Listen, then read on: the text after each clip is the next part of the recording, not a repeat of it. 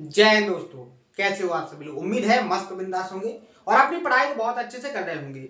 अपना ज्योमेट्री के अंदर जो लास्ट का सेशन हुआ था उसमें मैंने आपको इंसेंटर से रिलेटेड बहुत सारे कॉन्सेप्ट, जो बेसिक कॉन्सेप्ट थे, जो इंसेंटर का बेसिकली इंट्रोडक्शन था कि इंसेंटर है क्या, इंसेंटर की पोजीशन को आप कैसे फाइंड करोगे और इंसेंटर से किस लेवल के क्वेश्चन क्रिएट होते हैं। ये जो बेसिक इंफॉर्मेशन थी वो मैंने लास्ट के सेशन में आपको दी थी। उम्मीद है आप सभी लोगों ने जो मैंने बेसिक इंफॉर्मेशन दी थी कि आपके सेंटर्स कौन कौन से हैं, ट्राइंगल के अंदर आपको कितने सेंटर्स को कंप्लीट करना है जिनसे एग्जाम में क्वेश्चन क्रिएट किए जाते हैं। तो मैंने आपको 5 सेंटर्स के बारे में इंट्रोडक्शन दिया था कि सबसे पहले अपन को जो कंप्लीट करना है वो इन सेंटर, दूसरे नंबर पर अपन कंप्लीट करेंगे सरकम सेंटर, तीसरे नंबर पर अपन कंप्लीट करेंगे ऑर्थो सेंटर और जो चौथे नंबर पर होगा वो सेंट्रोइड होगा, जो सबसे ज्यादा एग्जाम में पूछे जाने वाला कॉन्सेप्ट होता है और सेंट्रोइड से बहुत सारे कॉन्सेप्ट निकलते भी हैं। इसके बाद पांचवें नंबर पर अपन जो बहुत ही कम पूछे जाने वाला माइनर एग्जाम, यानी कि कह सकते हो किसी एक एग्जाम में क्वेश्चन क्रिएट हो जाए, बस 1% इसके पूछे जाने की चांस होते हैं। लेकिन अपन को कोई भी कॉन्सेप्ट, कोई भी थ्योरम, कोई भी अप्रोच स्किप नहीं करनी है। हर एक कॉन्सेप्ट, हर एक थ्योरी को बहुत अच्छे से कंप्लीट करना है। हर एक टाइप को उस पर कॉन्सेप्ट पर जितने टाइप की लैंग्वेज के क्वेश्चन क्रिएट हो सकते हैं, हर एक क्वेश्चन को प्रैक्टिस में करना है, क्योंकि तैयारी इस लेवल की हो कि हर एक एग्जाम का सिलेबस कंप्लीट हो जाए। आप किसी भी एग्जाम में बैठो, उसमें अगर मैथ पूछा जाए तो आपका क्या हो, 100% एक्यूरेसी के साथ अटेंड हो सके। ठीक है, तो मैंने आपको क्या बताया था, सेंटर्स में इंट्रोडक्शन दिया था कि आपको 5 सेंटर्स के बारे में बहुत अच्छे से कंप्लीट करना है, इनके कॉन्सेप्टों को समझना है, इन पर बने क्वेश्चनों की प्रैक्टिस भी करना है। इसके बाद मैंने सबसे पहला जो सेंटर्स है, इन सेंटर को एक्सप्लेन किया था। इसका जो बेसिक इंट्रोडक्शन था कि इन सेंटर है क्या, इन सेंटर को फाइंड कैसे करोगे, इन सेंटर ट्रायंगल की तीनों साइडों से क्या इक्वल दूरी पर होगा। हर एक थ्योरी को मैंने 5 पॉइंटों के फॉर्म में आपको लिखवाया था और पांचों पॉइंटों को मैंने डायग्राम के थ्रू समझाने की कोशिश की थी। बहुत अच्छे से समझाया था। उम्मीद है आप सभी लोगों को बहुत अच्छे से समझ में आया होगा और आपने इसके प्रॉपर तरीके से नोट भी बनाए होंगे और इनका रिवीजन भी किया होगा। आज इन सभी क्वेश्चनों पर जो कॉन्सेप्ट मैंने बताए थे, उन कॉन्सेप्टों पर बहुत सारे क्वेश्चन जो एग्जाम में पूछे गए हैं, उनकी लैंग्वेज, उनके डाटा, उनके थ्योरी को बहुत अच्छे से प्रैक्टिस करेंगे, जिससे आपको पता चलेगा कि एग्जाम में क्वेश्चन कैसे क्रिएट होते हैं। ठीक है, तो उम्मीद है हर एक कॉन्सेप्ट आपको समझ में आ गया होगा और जो अपने सिलेबस को कंप्लीट करने की स्ट्रेटजी है वो आपको बहुत अच्छे से समझ में आ रही होगी कि सबसे पहले कॉन्सेप्ट के बाद उस पर बने क्वेश्चनों की थ्योरी की क्वेश्चनों की प्रैक्टिस। ठीक है, हर एक टाइप, हर एक लैंग्वेज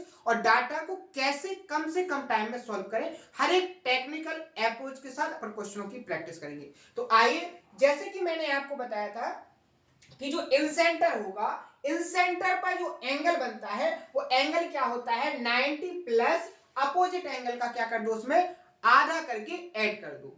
जैसे बात करेंगे डायग्राम में, अगर आपका ये आई इंसेंटर है, क्या है आपका ये जो आई है इंसेंटर है, क्या है इंसेंटर, अंतःकेंद्र है। तो अंतःकेंद्र पर ये जो सेंटर पर, इंसेंटर पर जो ये एंगल बना है, इस एंगल की जो वैल्यू होगी वो क्या होगी, तो इस एंगल की जो वैल्यू होगी वो क्या होगी, 90 प्लस इसके अपोजिट में जो एंगल है क्या है ए का क्या कर दो, आधा करके इसमें ऐड कर दो, वही वैल्यू क्या होगी, इन सेंटर पर बने एंगल की वैल्यू। समझ में आया कि नहीं आया। अब इसी सेंटर से, इसी कॉन्सेप्ट से अपन क्वेश्चन देखेंगे कि किस लेवल के क्वेश्चन क्रिएट किए जाते हैं। बहुत ही लॉजिकल तरीके से सॉल्व करना सीखना है अपन को। जैसे आप देखो, सबसे पहला क्वेश्चन तो अपना जो इंसेंटर है उसी के कॉन्सेप्ट पर बेस है। ठीक है, कि अपना कॉन्सेप्ट क्या कहता है इंसेंटर का, इंसेंटर बेसिकली होता क्या है, ट्रायंगल की जो साइड्स होती हैं, साइड से इक्वल डिस्टेंस पर जो पॉइंट होगा वो क्या कहलाएगा, आपका इंसेंटर। यही क्वेश्चन में थ्योरी के फॉर्म में उसने पूछा है कि त्रिभुज की भुजाओं से समदूरस्थ बिंदु क्या कहलाता है। समदूरस्थ का मतलब क्या होता है, इक्वल डिस्टेंस। क्या होता है, equal distance from each side of triangle is called, यानी कि जो ट्रायंगल की तीनों साइडों से इक्वल दूरी पर होता है वो सेंटर आपका पॉइंट क्या कहलाता है, तो वो आपका क्या हो जाएगा यहाँ पर, इन सेंटर। यहां तो आपने कॉन्सेप्चुअली थ्योरी को कंप्लीट किया है तो आपको यहां समझ में आ जाएगा कि क्या है इन सेंटर। लेकिन अगर आप इसको एग्जाम में देखोगे तो वहां आपको मल्टीपल टाइम के जो क्वेश्चन होते हैं वो एक साथ दिए जाते हैं या मिसलेनियस क्वेश्चन दिए जाते हैं, वहां कॉन्सेप्ट को ऑब्जर्व करना थोड़ा मुश्किल हो जाता है। ठीक है, समझ में आया? तो यहां से आपका क्या हो जाएगा, यहां option number B correct answer. समझ में आया? अब पढ़ते हैं नेक्स्ट क्वेश्चन पर। नेक्स्ट क्वेश्चन, क्वेश्चन में क्या कहा गया है? क्वेश्चन कहता है अपना कि एक त्रिभुज है, ठीक है, क्या है, एक त्रिभुज है। इस त्रिभुज में क्या है, एक त्रिभुज में, सॉरी यहां देखो, एक त्रिभुज एबीसी की भुजाएं, एबी की जो लेंथ है वो कितनी है 28 सेंटीमीटर, बीसी की लेंथ है 32 सेंटीमीटर और जो एसी की लेंथ है वो कितनी है 20 सेंटीमीटर। एडी कोण ए का क्या है, एंगल बाइसेक्टर, और एएम इसकी क्या है, मीडियन। तो आपको क्या फाइंड करना है, आपको फाइंड करना है, आपको फाइंड क्या करना है यहां पर कि जो distance between the foot of median, यानी मीडियन के फुट और क्या है आपका the foot of angle bisector, यानी जो मीडियन का फुट है और जो एंगल बाइसेक्टर का फुट है उनके बीच की जो डिस्टेंस है उसको फाइंड करना है। क्वेश्चन की लैंग्वेज उम्मीद है बहुत अच्छे से समझ में आ गई होगी। देखो अब इसको सॉल्व कैसे करते हैं, सॉल्व करने की टेक्निक को समझो। आप क्या है, सॉल्व कैसे करते हो उस टेक्निक को समझो। जैसे एग्जामिनर ने क्या कहा, एक ट्रायंगल है, आपने ट्रायंगल क्रिएट किया, आपके सामने मैंने एक ट्रायंगल बनाया, ट्रायंगल का नाम क्या दिया उसने, ए बी और सी, यानी एबीसी आपका क्या हो गया, एक ट्रायंगल हो गया। अब इस ट्रायंगल में एबी की लेंथ कितनी दी उसने 28, आगे देखो बीसी की जो लेंथ है यहां से लेके यहां तक की लेंथ कितनी है 32 सेंटीमीटर और जो एसी की लेंथ है वो कितनी है 20 सेंटीमीटर। एडी एंगल ए का क्या है बाइसेक्टर, बाइसेक्टर का मतलब क्या है, एंगल ए को दो इक्वल पार्ट में डिवाइड कर दे। ये आपका क्या हो गया यहां पर एडी, क्या हो गया आपका एंगल बाइसेक्टर। ठीक है, आगे देखो, आपको एएम इसकी क्या है मीडियन है। ठीक है, मीडियन क्या होती है, अपोजिट साइड को इक्वल टू पार्ट्स में डिवाइड कर दे। मान लीजिए आपकी यहां पर कहीं पर कोई मीडियन पॉइंट एम हो गया, ठीक है, समझ सपोज कीजिए। ठीक है, अब आपको जो फाइंड करना है वो क्या करना है, आपको ये जो डिस्टेंस दी है ये वाली डिस्टेंस देखो, ये वाली डिस्टेंस, इस डिस्टेंस को फाइंड करना है। अब देखो इस डिस्टेंस को आप कितने आसान तरीके से फाइंड करोगे, अभी आपको बहुत टफ लग रही होगी। ये जो कॉन्सेप्ट लगा है इस क्वेश्चन के अंदर, लास्ट में जो सेशन हुए हैं वो कॉन्सेप्ट वहां से उठाया गया है। कैसे, आपको मैंने एक कॉन्सेप्ट समझाया था कि अगर कोई मीडियन हो या सीबियन हो चाहे एंगल बाइसेक्टर हो, वो अपोजिट भुजा को उसी रेशियो में डिवाइड करती है जिस रेशियो में उस एंगल को बनाने वाली साइड होती है। आप यहां से देखो, अगर एंगल ए को बनाने वाली साइड ए बी और ए सी का रेशियो लोगे, 4 से काटोगे, 4 सत्ते 28 और 4 पंचे 20, तो यहां पर बीडी से डीसी का रेशियो क्या होगा, यहां पर आप देखोगे ये हो जाएगा 7 यूनिट और ये हो जाएगा 5 यूनिट। सर्कल में बंद कर दिया क्योंकि क्या है अपना रेशियो, रेशियो और एग्जैक्ट वैल्यू में डिफरेंस होता है। ठीक है, अब आप यहां देखिए, अगर अपना जो ये एम है, अगर ये एम अपना क्या है मीडियन का पॉइंट है, यानी कि माध्यिका का पॉइंट है, तो आप एक बात बताइए, अगर 7 और 5 टोटल 12 हो रही है, तो आपकी यहां से लेके यहां तक की जो डिस्टेंस होगी वो भी 6 यूनिट होगी और यहां से लेके यहां तक की जो डिस्टेंस होगी वो भी कितने होगी 6 यूनिट होगी। बात समझ में आई कि नहीं आई? आपको जो फाइंड करना है अब उस पर फोकस कीजिए। आप यहां देखो, इस पॉइंट तक जो डिस्टेंस है यहां से यहां तक 6, इस पॉइंट तक यहां से यहां तक कितनी है 5 और यहां से बी से डी की जो लेंथ है वो कितनी है 7। अगर यहां 6 है और बीडी की लेंथ 7 है तो ये कितनी बचेगी आपकी 1 यूनिट बचेगी कि नहीं बचेगी, यानी आपको 1 यूनिट की वैल्यू को क्या करना है फाइंड करना है। आप वो कैसे फाइंड करोगे उसको देखो। आप यहां देखो, टोटल जो बीसी है, बीसी कितने यूनिट है 7 और 5, 12 यूनिट, यानी जो 12 यूनिट की वैल्यू है वो कितनी दी गई, BC की लेंथ 32 दी गई कि नहीं।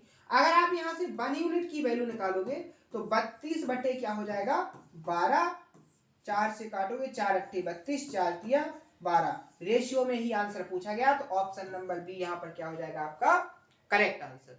समझ में आया कि नहीं, आपको 1 यूनिट की वैल्यू को फाइंड करना था। अब जैसे आप इस क्वेश्चन को रीड करते और उसके डाटा और लैंग्वेज को देखते तो आपको समझ में आता कि बहुत टफ क्वेश्चन है, लेकिन आपने क्वेश्चन को रीड किया, क्वेश्चन में जो लैंग्वेज दी गई थी उस लैंग्वेज से डायग्राम को क्रिएट किया, और जो कॉन्सेप्ट उसमें लग सकते हैं जो आपको ऑब्जर्व हुए उन कॉन्सेप्टों पर आपने काम किया, आपका आंसर सेकंडों में निकला। तो इसी अप्रोच के साथ अपन को क्वेश्चन को सॉल्व करना है। किसी क्वेश्चन को टफ नहीं मानना है, उसकी लैंग्वेज को पकड़ना सीखना है। आपको कैसे पकड़ में आएगी, जब अपन बहुत सारे क्वेश्चनों की प्रैक्टिस करेंगे, ऑटोमेटिकली आपको हर एक लैंग्वेज हर एक डाटा समझ में आने लगेगा। ठीक है, समझ में आया। अगले क्वेश्चन में बढ़ जाए, नेक्स्ट क्वेश्चन। अब देखो कैसे आप चुटकियों में इन क्वेश्चनों को सॉल्व करोगे। क्या कहा है कि in triangle PQR O is the incenter and angle P equal to 42 degree, then what is the measure of angle QOR। यानी उसने क्या कहा है कि एक जो ट्रायंगल है PQR, उसमें जो O है, O आपका इंसेंटर है, और एंगल P की जो वैल्यू दी गई है वो 42 डिग्री दी गई है। आपको एंगल QOR की वैल्यू को फाइंड करना है। सबसे पहले डायग्राम बनाओ। उसने क्या कहा, एक ट्रायंगल हो गया आपका P Q और R। अब इस ट्रायंगल के अंदर क्या है आपका O इंसेंटर। अगर इंसेंटर है तो इंसेंटर पर जो एंगल बनेगा वो क्या होगा QOR। तो एंगल कैसे बनेगा, इस तरीके से एंगल ऐसे ही बनेगा कि नहीं बनेगा। उसने इस एंगल की वैल्यू को आपसे पूछा है, तो इस एंगल की वैल्यू क्या होगी, अभी कॉन्सेप्ट बताया है, क्या होगी 90 प्लस जो इस एंगल के अपोजिट में एंगल है ये, इसकी वैल्यू कितनी है 42 डिग्री। इसका क्या करना है आधा और इसमें ऐड करना है, तो एंगल QOR की वैल्यू क्या हो जाएगी 90 प्लस 21 क्या हो जाएगा 111 डिग्री। ऑप्शन नंबर डी यहां पर क्या हो जाएगा आपका करेक्ट आंसर। समझ में आया कि नहीं आया। तो इस तरीके से ये अपना बेसिक हो गया। अब आप एक बात बताइए, अगर आप बहुत अच्छे से कॉन्सेप्ट पर पकड़ बनाए हुए हो तो क्या ये डायग्राम बनाने की जरूरत पड़ेगी आपको, बिल्कुल भी नहीं पड़ेगी। आप डायरेक्ट सोचोगे 90 प्लस आपको क्या करना है 42 का आधा क्या हो जाएगा 21, यहां ऐड करोगे तो 111 डिग्री। ऑप्शन नंबर डी आपका क्या हो जाएगा करेक्ट आंसर। लेकिन ये सारी अप्रोच कब आएगी, जब आप ऐसे क्वेश्चनों की बहुत ज्यादा प्रैक्टिस करोगे। ठीक है, नेक्स्ट क्वेश्चन में बढ़ जाए। अगला क्वेश्चन देखो, कॉन्सेप्ट एक ही रहेगा। अब कॉन्सेप्ट पर लैंग्वेज को कैसे चेंज करता है एक एग्जामिनर, उसको आप समझने की कोशिश करना। जैसे इस क्वेश्चन में देखो उसने डायरेक्ट दिया है, डायरेक्ट डाटा दिया, डायरेक्ट पूछ लिया। इसमें थोड़ा इनडायरेक्ट तरीके से पूछ रहा है। देखो ट्रायंगल PQR में आई त्रिभुज का अंतःकेंद्र है, यानी कि इंसेंटर है। यदि कोण QIR इक्वल टू 107 डिग्री है तो आपको एंगल P की वैल्यू को फाइंड करना है। यहां देखो उसने क्या कहा, एक ट्रायंगल, ठीक है, ट्रायंगल आपका क्या होगा P Q और R। I आपका इंसेंटर हो गया, इन सेंटर पर एंगल QIR क्या बन रहा है आपका, देखो Q यहां पर QIR ये वाला एंगल कितना दिया है 107 डिग्री। बेसिकली ये एंगल होता क्या है आपका, ये जो एंगल होता है 107 एंगल की जो वैल्यू होगी वो क्या होगी 90 प्लस एंगल P अपॉन 2। 90 इस तरफ आएगा तो कितना बचेगा 70 equal to angle P by 2 यहां आएगा तो क्या हो जाएगा एंगल P की जो वैल्यू हो जाएगी 34 डिग्री। ऑप्शन नंबर बी यहां पर क्या हो जाएगा आपका करेक्ट आंसर। समझ में आया, उम्मीद है बहुत अच्छे समझ में आ रहा होगा। देखो कॉन्सेप्ट और डाटा को किस तरीके से चेंज किया है। ठीक है, अगले क्वेश्चन में बढ़ जाए। नेक्स्ट क्वेश्चन, इसको देखेंगे, इसके बाद नया कॉन्सेप्ट सीखेंगे और इस पर क्वेश्चनों की प्रैक्टिस करेंगे। ठीक है, तो देखो क्या कहा है क्वेश्चन में कि त्रिभुज एबीसी में क्या है, एक त्रिभुज एबीसी है, एक त्रिभुज एबीसी है, एबीसी एक त्रिभुज है, इसमें क्या है, आई तीनों भुजाओं से इक्वल डिस्टेंस पर है, यानी तीनों भुजाओं से बराबर दूरी पर है। अब एक बात बताइए, मैंने अभी क्या बताया था कि अगर ट्राइंगल से तीनों साइडों से इक्वल दूरी पर हो कोई पॉइंट, तो वो पॉइंट आपका क्या कहलाएगा, इन सेंटर। देखो कितना लैंग्वेज में चेंज किया है उसने, जिससे आपको समझना पड़े, थोड़ा आपको कॉन्सेप्ट आए। ठीक है, आप कॉन्सेप्ट को समझो कि यहां भी कॉन्सेप्चुअली जो क्वेश्चन क्रिएट किया गया है वो इन सेंटर से ही रिलेटेड है। तो आई यहां पर आपका क्या हो जाएगा, इन सेंटर, आई आपका क्या हो जाएगा यहां पर, इन सेंटर। ठीक है, दूरी पर यदि एंगल बी की वैल्यू कितनी है, 56 डिग्री है, यानी एंगल बी की जो वैल्यू है 56 डिग्री है, आपको एंगल ए आई बी, देखो कौन सा एंगल ए आई बी, यहां पर आपका क्या है, आई है। ठीक है, आपको इस पॉइंट पर आई है, तो